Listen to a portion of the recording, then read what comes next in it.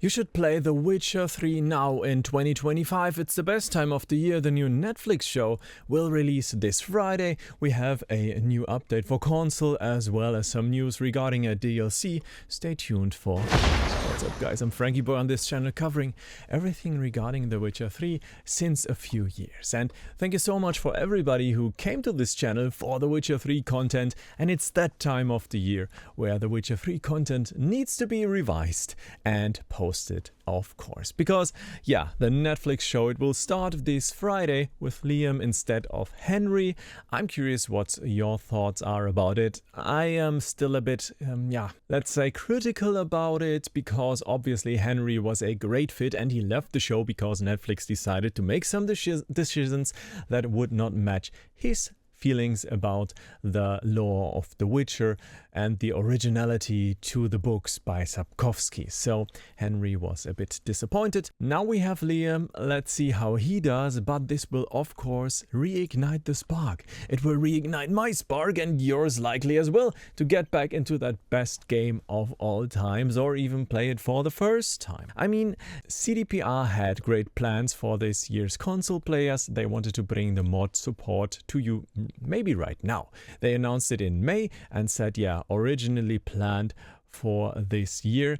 Now it is shifted to 2026, and with the mod support, I mean native mod support that can be used cross-platform, which is amazing. And you can then use this tool to create mods with a red kit and distribute it to console players as well, which is a huge benefit. And since the next gen updates, some mods have been available for console players, but only those who have been handpicked and natively inserted to The Witcher 3 by CD Projekt Red. And at this point, PC players are the only people who can do so, and I can totally recommend it if you have a PC, but if you don't, you can now wait, because mods will be available next year for you. So this should have been, the perfect timing to release this similar, or at the same time, maybe, not at a similar time only, to the Witcher show release. But there is more to come due to a podcast from Poland. And we have some news here. We already discussed those. The Witcher 3 will get a new DLC in 2026.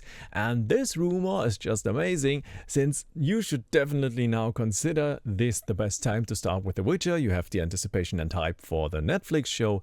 You are encouraged to play through it and are motivated to play through it again.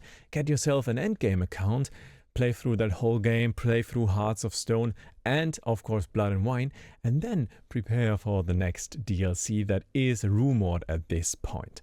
Now it's just a rumor, but it's by a Polish podcast, and CDPR is located in Poland, and they of course have a lot of contacts in Poland themselves to creators, to press, etc. So it makes sense that Polish press has contacts in their studio and they know, there's something going on, but it's not CDPR themselves even developing that DLC. It is rumored to be in another studio that is led by former CDPR people. They formed their own one. Now CDPR thought, hey, we need some manpower. Hey, there's this new studio.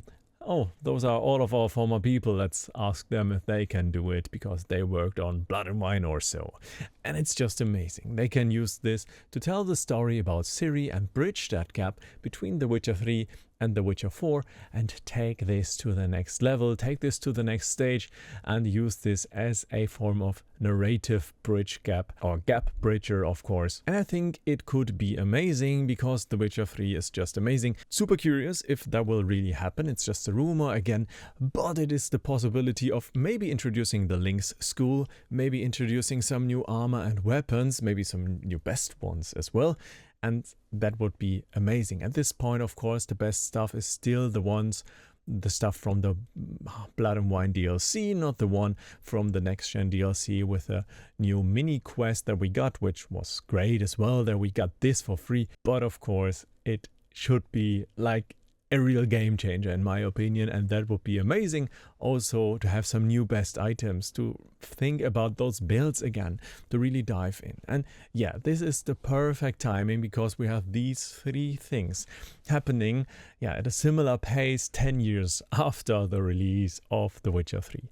I mean, this game, it has developed so much. It has gotten updates and DLCs, free DLCs, I think 16 in total, the 2 paid ones, yet another one rumored, and Netflix shows this universe is just amazing and about to grow again, because I can always see in the Steam charts when a new Netflix show releases for The Witcher, the player charts of course go up again. If we take a look how it was back then, the first Witcher show started of course late December 2019, and then players peaked at 100,000, which was the all-time high for The Witcher 3, so Netflix catapulted it to an amazing number of players. Then we almost had nothing, maybe a few things that were interesting as well, and then we had of course yet another spike at 78,000 Steam players at the same time in 2022 January. Then we had the December release as well,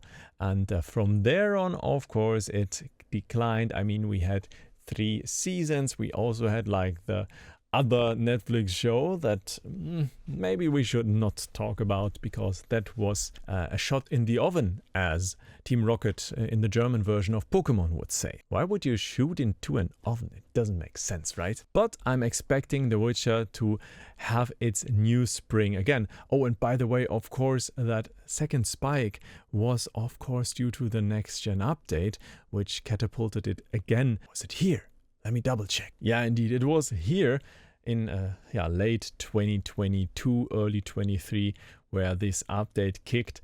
It was super relevant at that point and brought new life to The Witcher 3 and new joy to us, the player base, who were anticipating that content all the time. And I think about that time I decided to make this channel and talk about my most favorite game ever, which is still my most favorite game. I think Witcher 3 still is the best game in the world, and so far not even Cyberpunk could beat it. But of course a contender would be The Witcher 4. I mean, there's great games always out there. Like, I love Kingdom Come Deliverance 2, Ghost of Yotei, AC Shadow's great as well, but not the best game. There's a few that I shall or should try in the near future, like Baldur's Gate as well as Expedition 33.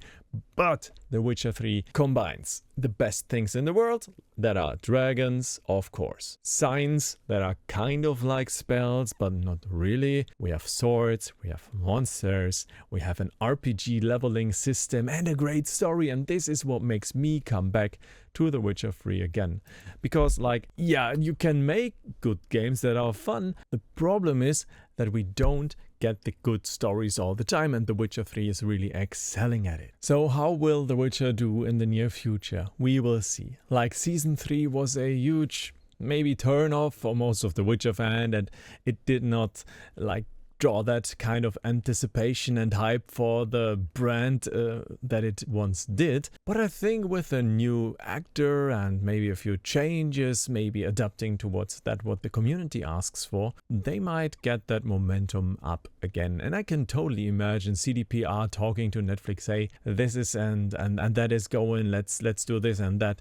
They must have some agreements in some form, maybe also with Sapkowski, who is of course the creator of the story, but I would say for the visual concept, the visualization of The Witcher, we all have what CDPR created in our minds. And by the way, Geralt of Rivia in the video games just turned 18. Congratulations, Geralt. You can now get yourself a swallow potion and drink it, because Geralt of Rivia was created in The Witcher 1 or was released 18 years ago. Crazy times, right? I remember people in my class talking about that Witcher game. I did not play The Witcher 1 and 2 then, but I started with 3 late in 2017. I still remember that. Curious, will you replay The Witcher now, or will you wait for the DLC maybe? Or is there another thing you're waiting for? Maybe you can get yourself that gap bridged with this video about The Witcher 4, or with that playlist about The Witcher 3 that might be of interest to you.